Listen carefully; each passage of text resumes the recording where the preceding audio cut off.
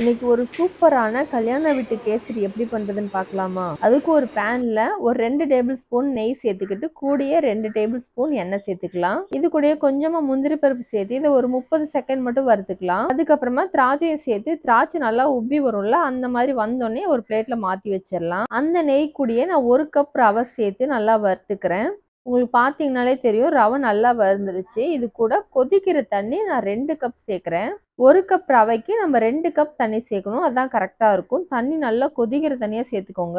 ரவை நல்லா வெந்தோடனே அதே கப்பால 1 கப் சர்க்கரை சேர்க்கிறேன். 1 கப் சர்க்கரையே பார்த்தீங்கன்னா இனிப்பு கரெக்டா இருந்துச்சு. நீங்க இன்னும் அதிகமா சாப்பிட்டீங்கன்னா இன்னொரு 1/4 கப் கூட சேர்த்துக்கோங்க. சர்க்கரையெல்லாம் நல்லா கரைஞ்சதுக்கு அப்புறமா நான் 3 ஏலக்காவை தட்டி சேர்த்துட்டு கொஞ்சமா ஃபுட் கலர் சேர்த்து நல்லா கலந்துட்டேன். இது கூடயே இன்னும் கொஞ்சமா நெய்யும் கொஞ்சமா எண்ணெயும் சேர்த்துக்கலாம்.